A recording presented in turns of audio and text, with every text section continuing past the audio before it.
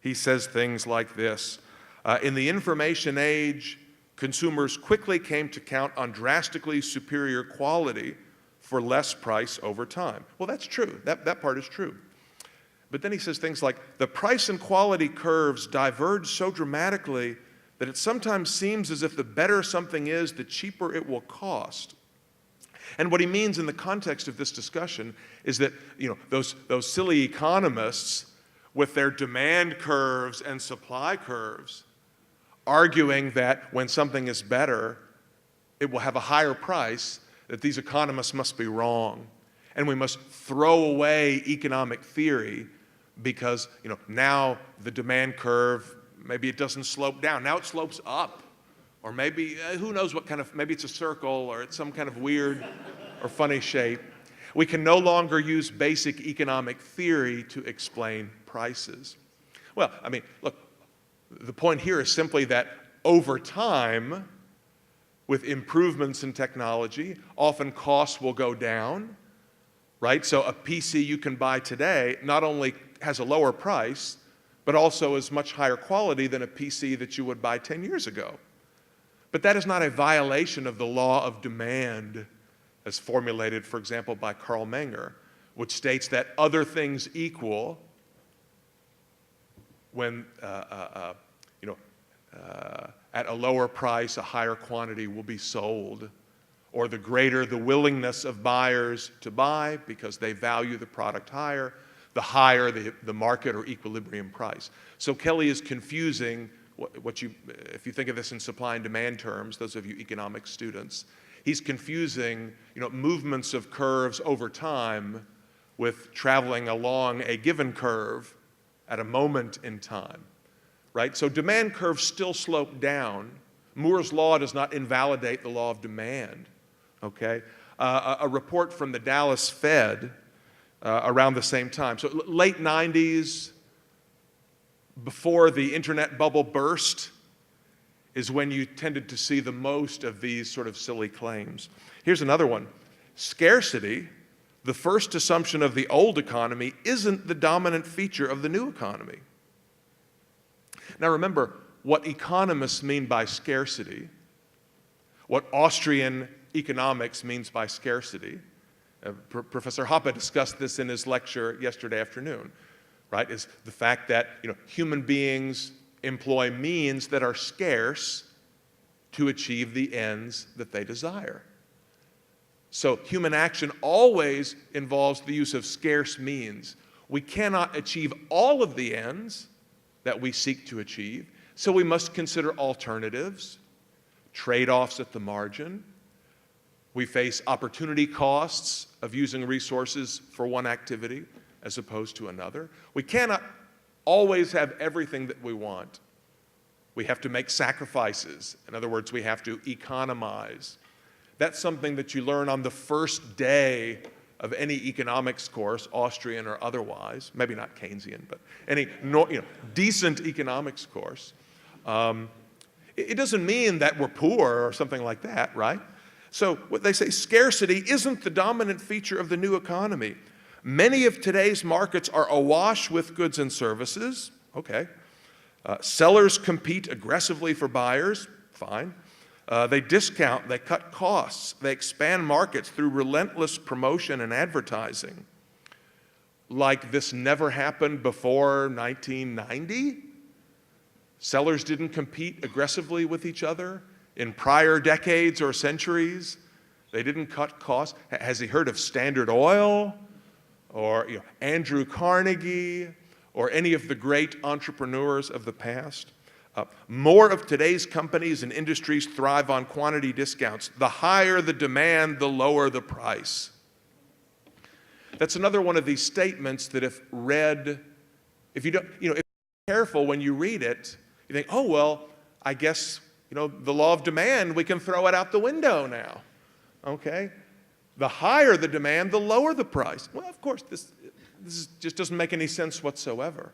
Okay, this is just hype or exaggeration or excitement, carried to ridiculous extremes. Now, if we think about it carefully, first thing we realize is that what appears to be new may be more important. On the margin, it may be more significant. But what appears to be new is not always new. Right? As we read in the book of Ecclesiastes, there is nothing new under the sun. Well, there are some new things, right? There are new ideas, there are new products and services, but new phenomena are not always as new as they appear. So, it's true that anybody can have a blog, anybody can have a web page, anybody can sign up, can have a Twitter account. So, in an important sense, the cost of publishing has gone down thanks to the new technology, right? But it isn't the case that people never had means of communication at low cost before.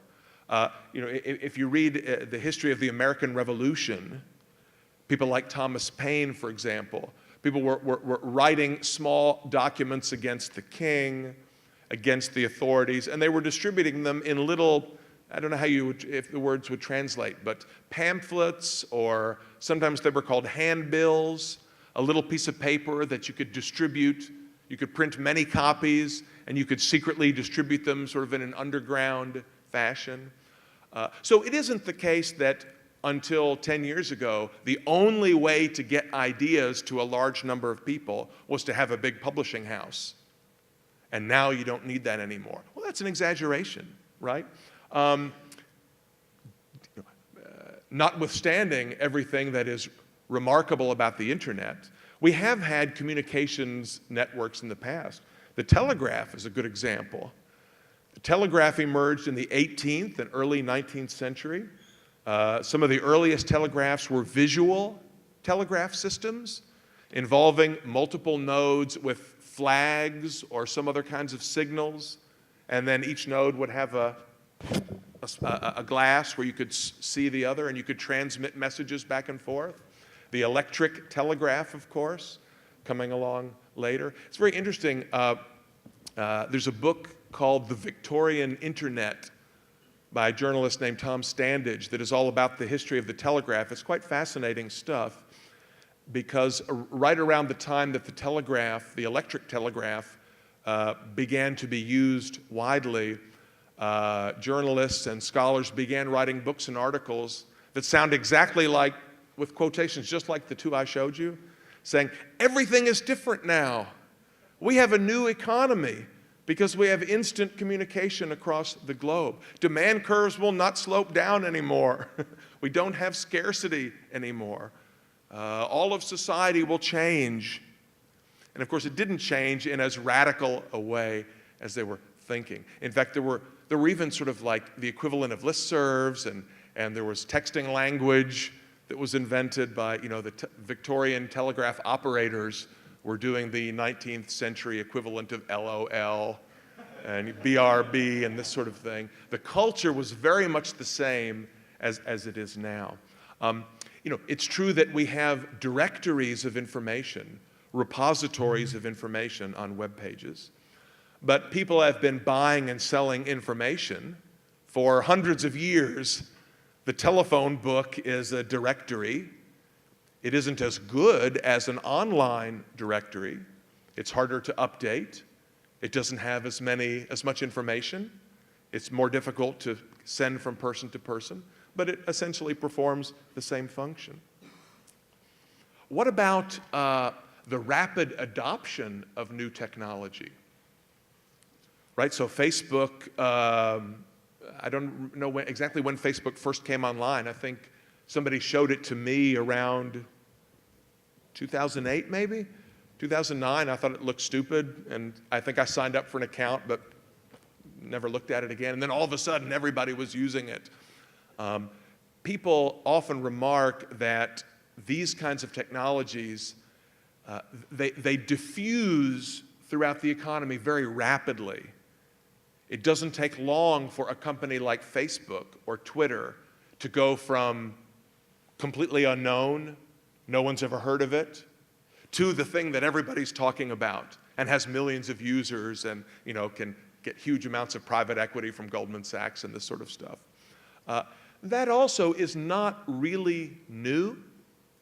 Some of you, if you've taken a course in the theory of innovation, you've probably seen a picture like this one with the curve. They call it an S curve. It looks like the letter S. There was a guy named Rogers, a technology scholar named Rogers, who described this relationship. They sometimes call it the Rogers curve. And it's meant, so on the horizontal axis is time, and on the vertical axis is the number of users. And the idea is to show that new technologies, when they're introduced, in the beginning, only a few people will use them, so-called early adopters. But then all of a sudden, it will reach a point where the rate of adoption increases very fast. And you have this almost vertical section of the curve, and then it flattens out, where almost everybody who's ever going to use it is already using it. It's like Facebook, right? Just like I described, nobody had it, then all of a sudden everybody had it, and you probably know a few people who are not on Facebook, maybe your grandmother, and she's probably not going to ever get it, okay? But if you look at the history of other kinds of technology, the adoption rate often follows the same pattern. It's true for electricity, automobiles, refrigerators, washing machines, telephones, video recorders. Almost all forms of new technology for the past 100, 150 years or more have also been adopted at more or less with the same pattern. So again, this is nothing that's completely new. There's a very interesting book by a Yale University law professor named Benkler called The Wealth of Networks, play on Adam Smith's title, The Wealth of Nations, where he describes, he calls it commons-based peer production.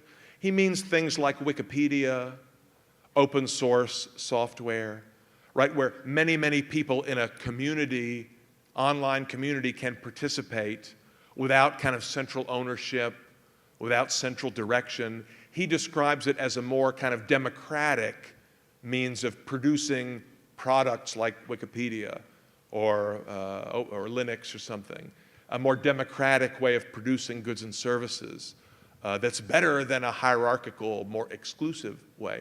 Benkler is coming from the left and arguing in favor of participatory democracy and this sort of thing. But he makes the startling claim that, peer-to-peer networks and open source networks and so on, this is the first time that many, many thousands or hundreds of thousands of individuals have been able to participate in producing things, each adding a small incremental contribution, leading to an end result that is much more than what any one individual could have produced. And, I want to send this guy a copy of Leonard Read's little essay, I Pencil. Do you know I Pencil? Right? Well, what he describes is the features that he ascribes to commons-based peer production are exactly how we would characterize the free market. Right? The market is a giant network in which people participate by buying and selling. They contribute to overall social market orders, prices, quantities, the allocation of resources, and so on. So when people say, well, the internet or Wikipedia or open source software is a kind of spontaneous order, we might respond, yes, indeed they are, just as the market is a kind of spontaneous order that has been around, since the beginning of human civilization.